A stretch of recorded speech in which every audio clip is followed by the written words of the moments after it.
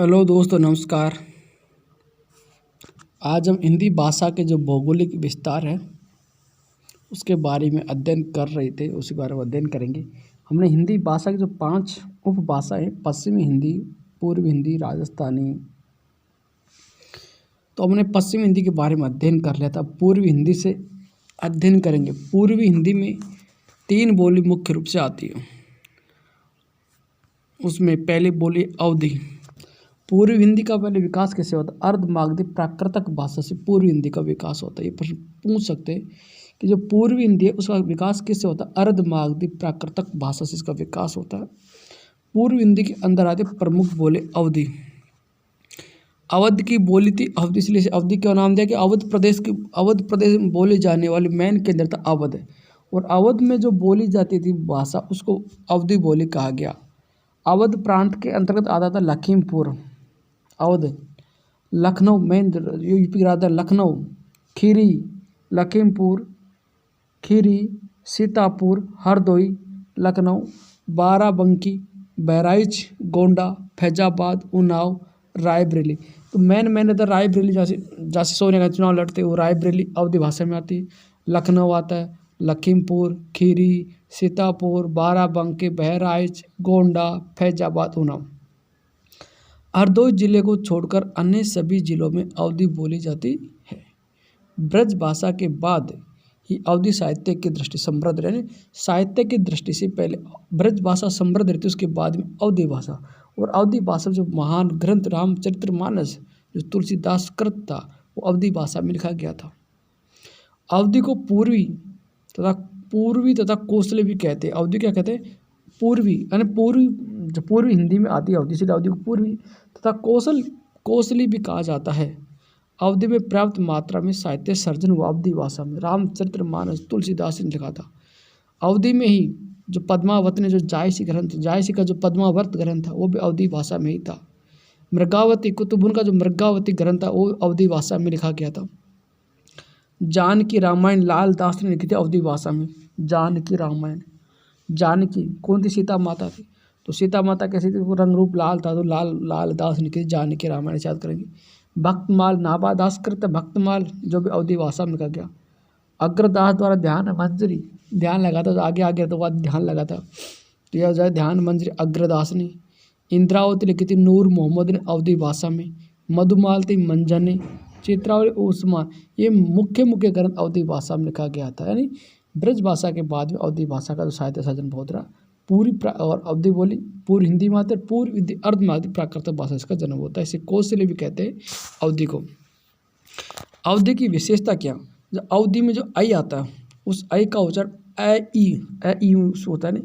अवधी में जो आई स्वर होता है उस आई स्वर उच्चारण आई और औ का उच्चारण औ के रूप में होता है। जैसे कैसा, कैसा, पैसा, पैसा, औरत, औरत। शब्दांत में आने वाली ध्वनि व निश्चित रूप से उ में परिवर्तित होती है। जैसे नाव, नाव, यानी शब्द के अंत में जो वै ध्वनि आती थी उस वै ध्वनि को अवधी में क्या बोलता था? ऊ बोलते थे। जैसे नाव को क्या बोलते थे अवधी में? नाव। भाव को भाऊ, गाँव को गाँव। अवधी भाषा में वै शब्द के अंत में जो वै आता था उस वै को ऊ के रूप में उच्चारण किया जाता था। अवधी में ए कारण रै का आगमन होता है। बिना काम में, कोई काम नहीं तो भी अवधी भाषा में ए आगमन हो जाता है। जैसे पसंद को प्रसन्न कहते हैं, वियोग को विरोग कहते हैं। अंतस्थ व्यंजन य और वै यदि किसी संयुक्त व्यंजन के साथ संयुक्त रूप से जुड़ा हो तो अवधि में य के स्थान पर ई या वै के स्थान पर उ वा परिवर्तन देखा जाता है। जैसे गवार, गुआर, यार, सियार, द्वार, द्वारा, यार, पियार। शब्द के आरंभ में और शब्द के मध्य में आने वाली ई ध्वनि में है में परिवर्तन होती है। जैसे रईस, रहीस, इच्छा, हिच्चा, सही, सहीस। कुछ ध्वनि न को न, कै को घ, ले को र, गुण, गुण, भक्त, भक्त, भाल, भार, ये को योग, जोग, ख को भाषा, भाखा, वर्षा को बरसा, वै को बै में। अवधि में अधिकांश शब्द वाकारांत होते हैं। जैसे जगदीशवा, घोड़वा, यानी अंत में आदि वा की उच्चारण होते हैं। जैसे जगदीशवा, घोड़वा आदि। कारक रचना की दृष्टि से विभिन्न कारकों में यहाँ जहाँ अवधि के अपने परसर्ग वही कर्ता कारक चयनी का लोप विलोपन होता है, जैसे उसने खाया, वो खाइल। बघेली, अवधी बघेली छत्तीसगढ़ की मुख्य पूर्वी हिंदी में बघेली की बोली को बघेली बोली कहा जाता है। बघेलखंड की जो बोली उसे बघेली बोली कहते हैं, यानी जो बघेलखंड की जो मुख्य बोली से बघेली कहते हैं। बघेलखंड में बघेल राजाओं राज्य था जिनकी राजधानी रीवा थी। बघेलखंड के राजा कहते रीवा थी, अतः इसका बघेली बोली का मुख्य केंद्र क्या था, रीवा था। इसके अतिरिक्त रीवा के अतिरिक्त जबलपुर, मांडला, हमीरपुर, मिर्जापुर, बांदा, दमोह, नागौर, सतना, शहडोल, मेहर में बोली जाती है। कहते रीवा तो मेन केंद्र था। रीवा के अलावा जबलपुर में भी बघेली, जबलपुर, मांडला, हमीरपुर, मिर्जापुर, बांदा, दमोह, नागौर, सतना। बघेली की विशेषता वह का बै हो जाता है। बघेली में जो वह होता है उस वह को बघेली में क्या बोलते हैं, बै बोलते हैं। जैसे आवा को आबा, अवधि में आवा होता है, उस आवा को बघेली में बोलेंगे आभा। आदिवासी शब्दावली की बोले, इस आदिवासी का अधिक शब्द है बघेली बोली में। पूछा जा सकता है कि वह कौन सी बोली जिसमें आदिवासी शब्दावली अधिक है, तो बघेली बोली है। विशेषण के साथ हा प्रत्यय का प्रयोग, जैसे कमहा, सुंदरा आदि। छत्तीसगढ़ी, यह भाषा रायपुर, बिलासपुर, रायगढ़, दुर्ग, नंदगांव, कांकेर, सरगुजा, कोरिया में बोली जाती है। इस बोली में साहित्य न के बराबर है। इसमें शब्दों की महाप्रमाणीकरण की प्रवृत्ति होती है, जैसे जन वजन। ये छत्तीसगढ़ी होगी ना। तो बघेली, अवधी, बघेली और छत्तीसगढ़ तीन बोली आती है पूर्वी हिंदी में। राजस्थानी हिंदी की उत्पत्ति सोर्स एफ रेफरेंस से होती है, और पश्चिम हिंदी की सोर्स एफ रेफरेंस से होती है। राजस्थानी हिंदी की प्रमुख बोली मारवाड़ी। राजस्थान का मारवाड़ क्षेत्र की बोली मारवाड़ी। राजस्थान में मारवाड़ प्रदेश की बोली क्या, मारवाड़ी। शुद्ध मारवाड़ी का केंद्र है जो जोधपुर, उसके आसपास बोली जाती है। कुछ मिश्रित रूप से अजमेर में भी आगे किशनगढ़, मेवाड़, सिरोही, पालनपुर, जैसलमेर भी बोली जाती है मारवाड़ी बोली। मारवाड़ी भाषा का प्राचीन नाम था मरु भाषा था। मारवाड़ी राजस्थानी हिंदी की प्रमुख साहित्यिक भाषा रही। राजस्थान हिंदी की प्रमुख साहित्यिक कौन सी रही, मारवाड़ी रही है। राजस्थानी हिंदी की प्रमुख मारवाड़ी रही। मारवाड़ी की लगभग 14 उपबोलियाँ हैं। मारवाड़ी में जो मारवाड़ी भाषा, इस मारवाड़ी बोली की 14 उपबोली मारवाड़ी भाषा की। साहित्यिक मारवाड़ी का शुद्ध रूप जोधपुर के आसपास भागों में शेखावट क्षेत्र में मिलता है। मारवाड़ी के कारण तथा अपादान कारकों में सु, ऊ तथा शब्द कारक में मैं, माय आदि कारकों चिन्ह का प्रयोग होता है। सर्वनाम में मैं के लिए मैं, मह आदि स्वर्ण प्रयोग किया जाता है। जयपुरी व ढूंढानी, ढूंढानी को जयपुरी भी कहा जाता है। ढूंढानी बोली क्या कहते हैं, जयपुरी बोली कहते हैं। ढूंढानी को क्या कहता है, जयपुरी कहा जाता है। जयपुर के शेखावट क्षेत्र को छोड़ करके संपूर्ण जयपुर में ढूंढानी बोली जाती है। ढूंढानी के साहित्यिक रूप में ब्रज भाषा, गुजराती और मारवाड़ी का प्रभाव परिलक्षित होता है। ढूंढानी में गद्य और पद्य दोनों रूप में साहित्य रचना की गई है।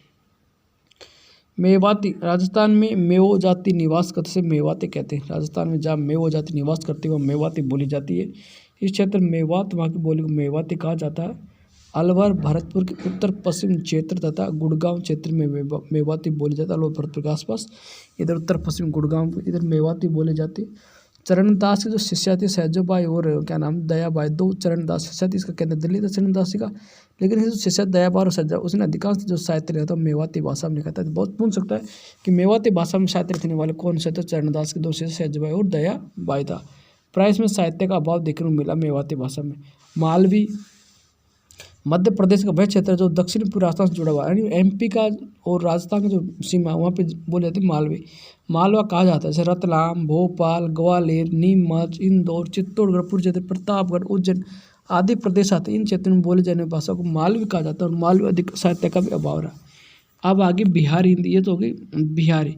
बिहारी हिंदी की उत्पत्ति मागधी प्राकृतक से हुई थी। मागधी प्राकृत से इसकी प्रमुख बोली निम्नलिखित है। बिहार में भोजपुरी, मैथिली और मगही। भोजपुर बिहार राज्य के आरा जिले के गांव भोजपुर के नाम से भोजपुर एक गांव और भोजपुर गांव के नाम पर आरा जिला पड़ता है। बिहार राज्य के आरा जिले में गांव है भोजपुर और इस गांव के नाम पर बोले जाना पड़ा भोजपुरी।